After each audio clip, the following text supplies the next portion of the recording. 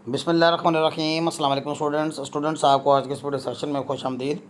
Students, आज हम अहमद अली का जो लिखा हुआ नावल है ट्वाइलाइट एट दिल्ली, इसका एक मोस्ट इम्पोर्टेंट क्वेश्चन डिस्कस करेंगे। इससे पहले मैं दो वीडियोज़ आपके लिए इसके मैं अपलोड कर चुका हूँ, जिसका कि डिस्क्रिप्शन में आपको लिंक जो है वो मिल जाएगा। और स्टूडेंट्स, आज हम इस नावल के अंदर जो मौजूद थीम्स हैं, जो मेजर थीम्स हैं, 4 बड़े या 5 बड़े मेजर थीम्स हैं, हम उसको डिस्कस करेंगे बहुत आसान मगर स्टैंडर्ड म्यारी लैंग्वेज में, म्यारी ज़बान में। अच्छे सेंटेंसेस मैंने यहाँ पे इस्तेमाल किए हैं, keeping review the ability of the students. तो इंशाल्लाह आपको एक सीटिंग में ये याद हो जाएंगे। अच्छा स्टूडेंट्स, इसमें आप बेहतर विजिबिलिटी के लिए मोबाइल को रोटेशन के ऑप्शन पे लगाइए। और स्टूडेंट्स, हम आगाज़ करते हैं कि टॉयलेट इन दिल्ली के मेजर थीम्स क्या हैं। तो इसमें जो स्टूडेंट्स सबसे जो बड़ा थीम है वो मैं आपके साथ पहले डिस्कस करूंगा, जो कि मोस्ट इम्पोर्टेंट भी होगा। लेकिन इससे पहले मैं आपको थोड़ा सा यानी ये क्वेश्चन डिस्कस करने से पहले ब्रीफली, वैसे मैंने पिछली वीडियोस में भी आपको राइटर का थोड़ा सा इसका जो ब्रीफ इंट्रोडक्शन है और इसका जो वो थोड़ा सा आपके साथ मैं शेयर करना चाहता हूँ, ताकि आपको थोड़ा सा राइटर के बारे में आइडिया हो जाए। वैसे तो पिछली वीडियोज़ के अंदर जैसा कि मैंने आपको बताया कि I have given brief intro of Asghar Ali and his writing career. तो आइए देखते हैं। Ahmed Ali was born on July 1st 1910 in Delhi, India. He is Pakistani poet, वो नॉवलिस्ट हैं, क्रिटिक हैं, ये नकाद हैं, ट्रांसलेटर हैं, डिप्लोमेट, सफ़ीर भी रहे हैं वो, एंड स्कॉलर, और वो स्कॉलर भी रहे हैं, और बीबीसी के नुमाइंदे भी यहाँ पे कराची में वो तैनात रहे हैं। His novels and short stories, उसकी जो नॉवल्स और शॉर्ट स्टोरीज हैं, एग्जामन इस्लामिक कल्चर को एग्जामिन करते हैं। आप उनकी स्टोरीज़ को देखें तो उसमें इस्लामिक कल्चर को वो जो है वो डिक्लाइन होता हुआ और या फिर उनका जो बामरूज है वो दिखाते हैं, एंड ट्रेडिशंस और मुस्लिम रवायात को। He is also called the father of Pakistan literature, और जितना ज़्यादा उन्होंने लिखा है उसकी बुनियाद पर उसे पाकिस्तानी लिटरेचर का फादर भी कहा जाता है। अहमद अली फर्स्ट नावल, अहमद अली का जो पहला नावल था ये टॉयलेट इन दिल्ली, ये पहला ही उनका नावल था जिससे उनको फेम मिल गई, गेम में मच फेम, उन्हें बहुत शोहरत मिली। ही इज़ अ पायनियर, और वो आगाज़ करने वाले हैं। पायनियर का बनाता है स्टार्ट करने वाला, आगाज़ करने वाला, originator, starter, beginner of the modern English short story, यानी मॉडर्न उर्दू जो है ना, मैंने कहना था इंग्लिश कह दिया, मॉडर्न उर्दू शॉर्ट स्टोरी का वो पायनियर है। He died in Karachi on January 14, 1994। तो अब हम इसके जो मेजर थीम्स हैं वो हम डिस्कस करते हैं इस टॉयलेट इन दिल्ली नावल के अंदर। आइए देखते हैं। Ahmed Ali novel twilight in Delhi also reflects many themes, ये बहुत से थीम भी जाहिर करता है। सरफेस लेवल पे देखें तो ये जो इस नावल की जो स्टोरी है seems to be very simple, बहुत सिंपल सी स्टोरी नज़र आती है। जैसे एक फैमिली दिखाई गई है, मीर निहाल की फैमिली, एक रिलीजियस फैमिली, एक मुस्लिम फैमिली दिखाई गई है। लेकिन इसी से ही राइटर ने, यानी पूरे के घर का जैसे एक स्टोरी चलती है ना, पूरा ख़ानदान का एक सेटअप होता है, उसके मसाइल होते हैं, उसके प्लस पॉइंट्स होते हैं, उनका एक बॉन्ड होता है, एक सिंपल सी स्टोरी ही दिखाई गई है एक हवेली टाइप घर के अंदर, जो कि टिपिकल उस ज़माने में इंडियन मुस्लिम कल्चर का हिस्सा जो था वो घर दिखाया गया है। और लेकिन इस फैमिली के आपस में जो इंटरेक्शन है और इस फैमिली के जो अंदर होने वाले वाक़यात हैं या इस की जो लाइफ है ये इस फैमिली की, उसी से ही राइटर ने थीम्स जो है वो निकाले हैं हमारे लिए और मैसेज इंपॉर्टेंट जो हम तक कन्वे किए हैं। तो सरफेस लेवल पे तो ये स्टोरी नज़र आती है कि नावल की जो स्टोरी है वो नज़र आती है, seems to be very simple, it is a sad story, और ये एक अफसोसनाक, एक अफसरदा स्टोरी है Muslim family, that is Mir Nihal family, Mir Nihal family की। सो मीर निहाल हमारी इस कहानी का सबसे बड़ा करैक्टर है, जो कि 62 साल का एक करैक्टर है, 62 ईयर्स का। एंड द सब्सिक्वेंट डाउनफॉल, और बाद में इस फैमिली का जवाल आ गया। सब्सिक्वेंट होता है ना, बाद में आने वाले वाक़यात।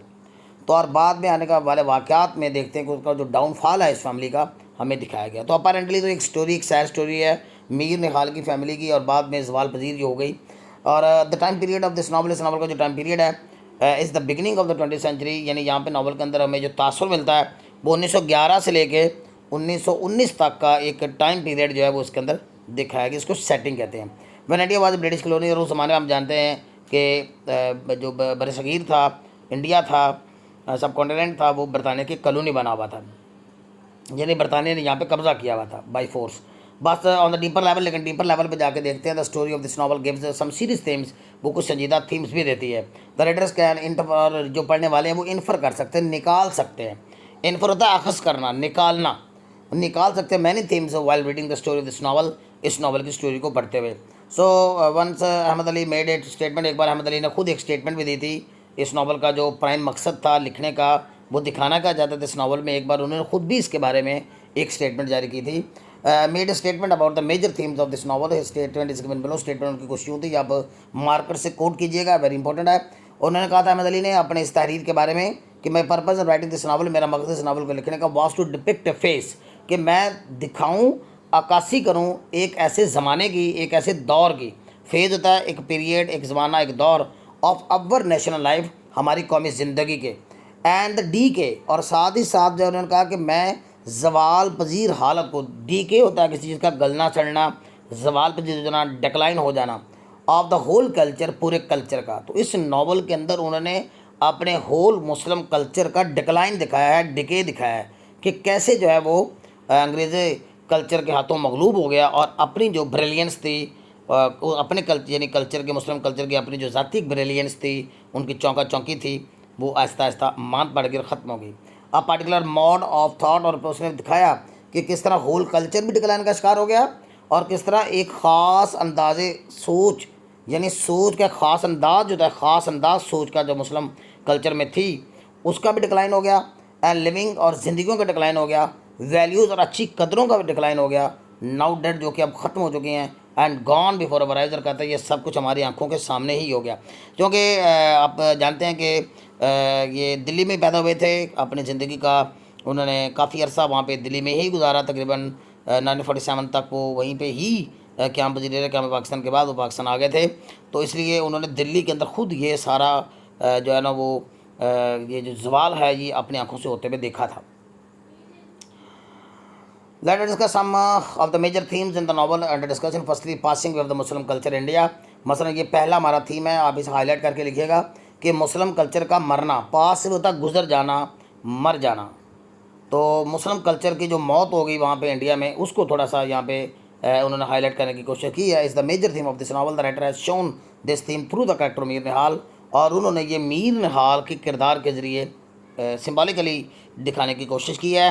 मैंने आपको लास्ट वीडियो में सिम्बलिज़म वाला सवाल डिस्कस किया हुआ है, जिसमें मैंने मीर निहाल को, असगर को, इसकी जो बीवी है बेगम निहाल, उसको, ये तमाम कैरेक्टर्स को मैंने सिम्बॉलिक सेंस के अंदर भी डिस्कस कर दिया हुआ है।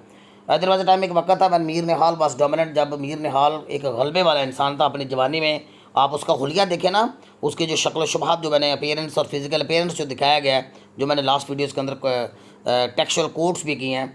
मीर निहाल लॉस्ट इज डोमिनेंट, लेकिन मीर निहाल जो है वक्त गुजरने के साथ साथ अपना गलबा खो बैठा, एंड पावर टू कंट्रोल, और कंट्रोल करने की अपनी सलाहियत को। इवेंचुअली ही गॉट पैरालाइज्ड, आखिर का जो फालज हो गया, एंड इस कंडीशन बिकेम पिटिएबल, और उसकी हालत काबिल रहम होगी। हम इस कहानी के अंदर देखते हैं कि Mir Nihal towards the end of this novel हम देखते हैं कि वो एक पैरालाइज शख्स है, और पैरालाइज शख्स होता है गैर मौसर हो जाता है, इनफेक्टिव हो जाता है, अपने स्ट्रेंथ, अपनी पावर, अपनी इफेक्टिवनेस जो है वो लूज़ कर देता है, जो कि मीर निहाल के कैरेक्टर के रूप दिखाई गई है। वो सी मीर निहाल पासिंग थ्रू डिफरेंट फेजेस, हम मीर निहाल को मुख्तलिफ फेजेस से गुजरते हुए देखते हैं, मुख्तलिफ स्टेजेस से गुजरते हुए देखते हैं एन इसलाम अपनी ज़िंदगी में। वो सी हम देखते हैं कि एन अथॉरिटेटिव मैन, ये अहमद अली के अल्फाज हैं मीर निहाल की कंडीशन से मतलब, ये भी टेक्सचुअल कोट्स हैं, इसको ज़रूर हवाला दीजिएगा कि वो एक बारूफ शख्स होता है इन द बिगनिंग, शुरू में, a compromised man in the middle, और दरमियानी उम्र में आके वो कंप्रोमाइज़ करना शुरू कर देता है, एंड ए पैरालाइज्ड मैन, और यहाँ पे पैरालाइज्ड के साथ ए जो है ये सेपरेट कर लीजिएगा, और एक फाले ज़दा शख्स है, पैरालाइज्ड मैन, एक पैरालाइज शख्स है towards the end of his age, और अपने आखिरी उम्र के हिस्से में वो पैरालाइज शख्स है। ऐसे was a case with Muslim culture, यही मुस्लिम कल्चर के साथ भी हो गया, जो कि शुरू में ऐसे ही अथॉरिटेटिव था, बड़ा इफेक्टिव था, बड़ा मौसर था, बड़ा ब्रिलियंट था, बड़ा शानदार था। एंड दिल्ली विच लॉर्ड्स ग्लैमर, जिसने अपना ग्लैमर खो दिया, and brilliance exactly as Mir Nihal, बिल्कुल ऐसे ही जैसे मीर निहाल ने खो दिया। वंस देयर वाज टाइम, एक वक्त था, when Muslim culture was that brilliant, Muslim culture भी ऐसे ब्रिलियंट था एज द सन, जैसे सूरज ब्रिलियंट होता है, आबोताब और चमकदार होता है, no one could stay in front of it, और मुस्लिम कल्चर के सामने कुछ भी नहीं ठहर सकता था। But later on the cruel time, लेकिन बाद में जालिम वक्त ने रिड्यूस द ग्लैमर, चमक दमक को कम कर दिया, रिड्यूस कर दिया, और the Muslim culture in India, India में मुस्लिम कल्चर को। दूसरा जो थीम है जी, द सुपरमैसी, यानी डोमिनेंस, इसको माना गलबा होता है, बालादस्ती होता है, सुपरमैसी का माना बालादस्ती होता है, यानी अपर हैंड, सबसे ऊपर होना, मेल डोमिनेटेड मुआशरा, जैसे कि यहाँ पे दिखाया गया हुआ है, गलबा दिखाया गया मैन यानी मेल क्लास का ओवर वुमेन फीमेल क्लास पर। Can also be one of the major themes of this novel, even though अगरचे which is sub division of the Mir Nihal house. और एक हवेली टाइप घर था, मैंने आपको बताया पिछली वीडियोस में भी कि ये एक हवेली टाइप बड़ा घर था जिसमें एक तरफ जनाना सेक्शन था और दूसरी तरफ जो है वो मर्दाना पोर्शन बना हुआ था। और जनाना मर्दाना जो है उनकी फ्री मिक्सिंग इस तरह की आमतौर पे जैसे अब आज के दौर में नज़र आती वैसी तो नहीं थी, लेकिन फिर भी हम ये देखते हैं कि इसके बावजूद जो है ख़वातीन को जो वो मगलूब होकर रहना पड़ता था, ज़ेर असर ज़ेर तहत रहना पड़ता था, महतहत होकर रहना पड़ता था मेल क्लास के येट द डोमिनेंस। लेकिन जो गलबा है मेल मेंबर्स का can be clearly seen, waza तौर पे देखा जा सकता है in Indian joint family system. और हमने यहाँ पे कि Indian Muslim joint family system देखा है यहाँ पे इस नॉवल में। वेमेन आर केप्ट लिमिटेड, ख़वातीन को महदूद रखा गया टू जनाना पोर्शन, अपने जनाना पोर्शन तक, whereas men are free to keep mistresses. और जबकि यहाँ के जो मर्द हमने देखे हैं, चाहे वो मीर निहाल है और चाहे वो उसका बेटा असगर है, वो मुंह मारते फिरते हैं बाहर ही। उन्होंने बीवियाँ रखी हुई हैं, महबूबाएँ रखी हुई हैं और प्रॉस्टिट्यूट्स रखी हुई हैं। प्रॉस्टिट्यूट्स होता है ये हम जानते हैं फाश औरों को कहते हैं, डांसर्स को कहते हैं, जो उस ज़माने में होती थी। मीर निहाल नजूद मीर अपने निहाल अपने जवान में was strong enough to exercise authority, कि अपने अथॉरिटी को एक्सरसाइज करता था, इस्तेमाल करता था एट होम घर में। The women are totally dependent, ख़वातीन टोटली डिपेंडेंट हैं, इन्हिसार करती हैं ऑन मेल क्लास पर फॉर सब्सटेंस, खाना पीना जो होता है, जो गुजारा होता है उसके लिए, सब्सिस्टेंस गुजारे के लिए, एंड सोशल प्रोटेक्शन समाजी तहफ़्फ़ुज़ के लिए, एंड इकोनॉमिक एक्सपेंसेस और जो मुआशी अखराज आता है उसके लिए। तो ये सब कुछ हमें यहाँ पे नज़र आता है। मेल डोमिनेंस यानी मर्दों का गलबा जो है वो नज़र आता है इस कहानी में, और ये जिस तरह की मीर निहाल की फैमिली को दिखाया गया है। इस जनरेशन गैप हमें नज़र आता है जी। एक तो थीम ऑफ जनरेशन गैप है, और इसी जनरेशन गैप को हम देखेंगे मीर निहाल के करैक्टर में और असगर के करैक्टर में। बाप जैसा है और बेटा जो है वो उससे हट के हो जाएगा। बाप जो मुस्लिम कल्चर को रिप्रेजेंट करता है, पुराने कल्चर को रिप्रेजेंट करता है, पुराने निज़ाम को रिप्रेजेंट करता है। और जबकि उसका जो बेटा जो है असगर, जो आप देखते हैं कि वो इंग्लिश शूज़, इंग्लिश कपड़े पहनता है और इंग्लिश कल्चर को क्या को फॉलो करता है और उसमें वो कंफर्टेबल फील करता है।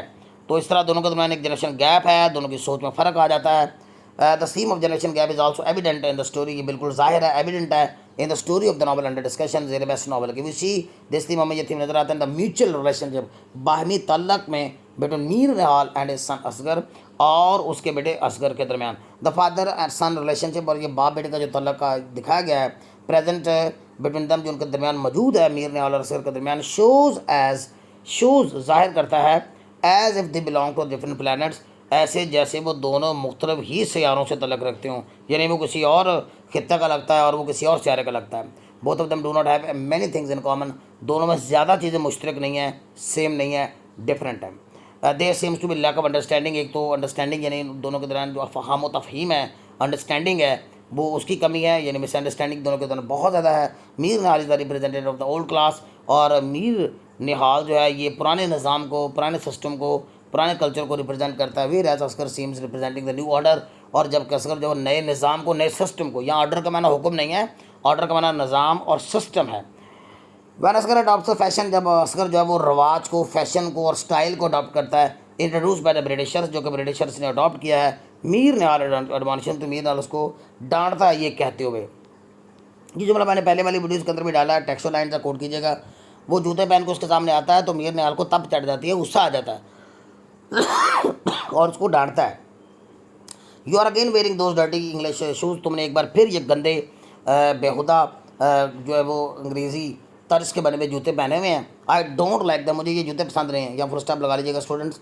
आई विल हैव नो एपिंग, मैं ज़रा भी गुंजाइश नहीं दूंगा ऑफ द फ्रंगीज, फ्रंगियों की। ये मैंने आपको पिछली वीडियो में बताया कि ये जो नफरत का इजहार करने के लिए ना, ये लफ्ज़ फ्रंगी इस्तेमाल किया करते थे अंग्रेज़ों के लिए। इन माई हाउस, अपने घर में, थ्रो दम अवे, ये जूते फेंक दो। तो वो मुस्लिम कल्चर को चूँकि रिप्रेजेंट करता है, इसलिए वो बरतानवी कल्चर के खिलाफ एक रेजिस्टेंस शो करता है, एक मज़ामत दिखाता है। वो नहीं चाहता कि ऐसा हो कि वो डोमिनेट हो जो ब्रिटिश कल्चर है या इंग्लिश कल्चर है। थर्ड रिलेक्शन टुवर्ड्स सेक्सुअलिटी, और फिर अट्रैक्शन टुवर्ड्स सेक्सुअलिटी जो है ये भी इसका एक इंपॉर्टेंट थीम है, इसे थीम ऑफ सेक्स भी कहते हैं। May also be the theme of this novel, इस नॉवल का थीम हो सकता है। Although the family which has been shown, अगरचे यहाँ पे जो फैमिली दिखाई गई है मीर निहाल की फैमिली इज़ रिलीजियस माइंडेड, वो मजहबी जहन की है, and the religion which they follow, और जिस मज़हब को वो फॉलो करते हैं, डज नॉट एलिकेट, और वो नाजायज़ किस्म के तल्लुकात और सेक्सुअल तल्लुकात की इजाज़त नहीं देता विद अदर वुमेन, दूसरी औरतों के साथ, एक्सेप्ट वाइफ्स, बीवियों के अलावा। लेकिन हम यहाँ पे देखते हैं कि मीर निहाल भी, उसने भी एक प्रोस्टिट्यूट रखी हुई बबन जान, और उसका जो बेटा है मीर निहाल का, वो भी हम देखते हैं असगर जो उसकी भी एक प्रोस्टिट्यूट है, एक डांसर यंग है जिसका वो अटैच है।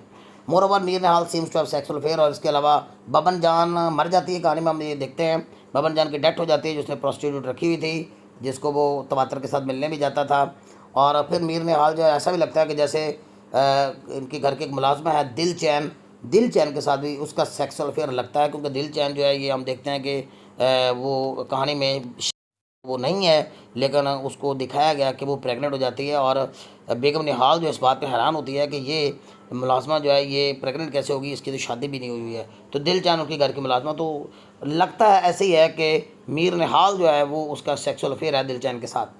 Similarly Asghar too can not control his feelings. इस तरह असगर जो है पहले बिल्किस के साथ अपने फीलिंग्स जो है वो कंट्रोल नहीं कर पाता, और जब वो घर में शादी की बात करता है कि उसने शादी करनी है बिल्किस के साथ, तो घर के अंदर तनाव और खिंचाव पैदा हो जाता है। मीर निहाल इस शादी के अगेंस्ट है, उनके दरमियान काफ़ी मुमारी होती है, घर के अंदर तनाव पैदा होता है, और घर के अंदर एक टकराव वाला एक माहौल पैदा हो जाता है। लेकिन कासिम जो है वो, सॉरी कासिम कह रहा हूँ, असगर जो है वो इस बात पे तुला हुआ है कि वो बल्किस से शादी करेगा, वरना वो खुदकुशी कर लेगा। इस तरह के वो घर के अंदर डायलॉग्स भी बोलता है जिससे ये तासुर मिलता है। तो उसके ऊपर इसके कंट्रोल, इतने ज़्यादा फीलिंग्स उसके ऊपर है कि उसके कंट्रोल नहीं है, और वो बल्किस से ही शादी करना चाहता है। और बल्किस से बाद भी हम देखते हैं बाद में फिर ऐसे कुछ हालात पैदा हो गए कि असगर ने बल्किस से ही शादी की, लेकिन ये शादी ज़्यादा देर चल नहीं सकी। तो शादी चलती तो रही, लेकिन ये एक आइडियल मैरिज नहीं है, क्योंकि बल्किस जो है वो वैसे एक मॉडर्न तरीके से उसको जो है वो अपनी लाइफ को उसके सामने बन ठन की नहीं रहती, जिस तरह के उसकी एक महबूबा है मुश्तरी बाई, जिस तरह से वो होती है। तो यूँ हम यहाँ पे देखते हैं कि बल्किस को भी सुख वाली ज़िंदगी यहाँ पे मिली नहीं है किसके हाथों, असगर के हाथों, क्योंकि असगर ने घर से बाहर भी मुश्तरी बाई के साथ एक रिलेशन रखा हुआ है। मुश्तरी बाई मैंने आपको बताया कि नाचने गाने वाली जो होती हैं, तो ये एक यंग डांसर थी और एक प्रॉस्टिट्यूट थी। एंड लास्टली फॉर मैरो, और आखिर में हम देखते हैं कि बिल्किस की जब ट्यूबरक्लोसिस से यानी तपदिक से डेथ हो जाती है, तो उनके घर में फिर मैरो का आना जाना होता है। तो मैरो के साथ भी उसके जो है वो जो है वो तल्लुकात जो वो डेवलप होते हैं, अगरचे शादी नहीं हो पाती। Fourthly time and tide different वक़्त और लहरें किसी का इंतज़ार नहीं करती। तो ये भी इसका एक थीम नज़र आता है। वक्त गुजरता जाता है, चाहे किसी के ऊपर अच्छा हो चाहे बुरा हो, वक्त गुजर जाता है। चाहे वो मुस्लिम कल्चर हो, चाहे वो यूरोपियन कल्चर हो, चाहे आप यंग यूथ पे हैं, चाहे आप ओल्ड एज पे आ गए हैं, चाहे आप सेहतमंद हैं, चाहे आपको फालज हो गया है, वक्त बड़ा रहम है और ये गुजरता जाता है, इसका चक्कर, इसका पहिया चलता ही रहता है। तो ये यहाँ पे time and tide wait for none may also be the theme of this novel, the wheel of time. वक्त का जो पहिया है कीप्स मूविंग, चलता रहता है, इर्रिस्पेक्टिव ऑफ इस चीज़ से बालातर होकर कि अच्छा है या बुरा है, वाक़यात के साथ है। क्रोलिटी एंड हार्टलेसनेस और ज़ालम है वक्त की, और वक्त का जुल्म और वक्त की जो बेरहमी है is evident in the story of Mir Nihal की कहानी में और उसकी फैमिली की कहानी में हमें दिखाई देती है। स्टूडेंट्स और भी इसके 3-4 थीम है, कॉलोनियलिज्म का थीम बनता है, तो यही मैटर जो है आप एडजस्ट कर सकते हैं। जो मैंने पहला थीम आपको बताया कि कॉलोनियलिज्म को, यानी जो बरतानिया ने ताकतवर मुल्कों पर जो कब्ज़ा करने की एक रवायत कायम की हुई थी, और भी बहुत सी यूरोपियन कंट्रीज़ थे जिन्होंने कमज़ोर मुल्कों को अपनी कॉलोनियाँ बनाया हुआ था, और किस तरह से ये कॉलोनियलिज्म जो है इफ़ेक्ट करती है, मुतासर करती है उन लोगों की जिनको ये कॉलोनाइज़ करते हैं। ये भी यहाँ पे इसका थीम दिया जा सकता है। होपफुली स्टूडेंट्स के हमारी आज की वीडियो आपको एग्ज़ाम प्रिपरेशन में हेल्प आउट होगी। टिल नेक्स्ट वीडियो, अल्लाह हाफिज़।